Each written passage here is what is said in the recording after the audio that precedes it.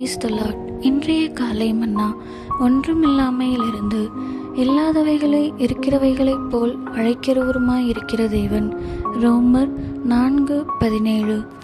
தேவன் ஒன்றுமில்லாமையிலிருந்து எல்லாவற்றையும் சிருஷ்டித்தார். நமக்கு ஏதாகிலும் கொஞ்சம் தெரியும் என எண்ணுவதே மிகவும் அபாயகரமானதாகும்.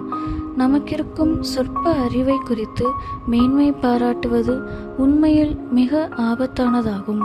தேவன் ஒன்றுமில்லாமையிலிருந்து உருவாக்குகிறார். எனவே ஒரு மனிதன் தான் ஒன்றுமில்லை என்ற நிலைக்கு வரும் வரையிலும் அவனிலிருந்து தேவன் ஒன்றுமே உருவாக்க முடியாது என மார்ட்டின் லூத்தர் கூறியிருக்கிறார். தேவன் உருவாக்குவது எதுவாயினும் அது பலம் வாய்ந்ததாகவே இருக்கும். ஒன்றுமில்லாத நிலவரத்தில், அதாவது நமது புத்தி கூர்மையோ பிரசங்கிக்கும் அல்லது பாடும் தாளந்தோ அல்லது யாதொரு மனித திறமையோ ஒன்றுமே இல்லை. தேவ கிருபை ஒன்று மட்டுமே இருக்கிறது என்ற நிலையிலேயே பெரும்பாலும் எழுப்புதல் தொடங்குகிறது. தேவ பிள்ளைகளாகிய நாம் நம்மை வெறுமையாக்கி ஒன்றுமில்லாத ஒரு நிலைக்கு வரக்கூடாதவர்களாய் இருக்கும்போது பெரும்பாலும் எழுப்புதல் தடைபடுகிறது என்பதும் உண்மையே.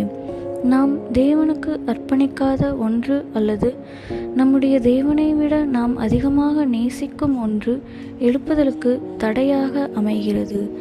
எலியாவின் வேலைக்காரன் சமுத்திரமுகமாய் பார்த்து ஒன்றுமில்லை என்று சொன்னது ஒரு அம்சத்தில் சரியானதே.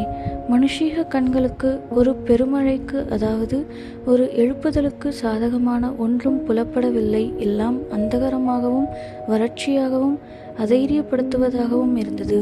ஆனால் இதோ பெருமழை உண்டாயிற்று. இதை குறித்து 1 ராஜாக்கள் 18:43-45 நாம் வாசிக்கிறோம். தேவன் ஒன்றுமில்லாமையிலிருந்து வானத்தை சிருஷ்டித்தார் என்று நாம் வாசிக்கிறோம்.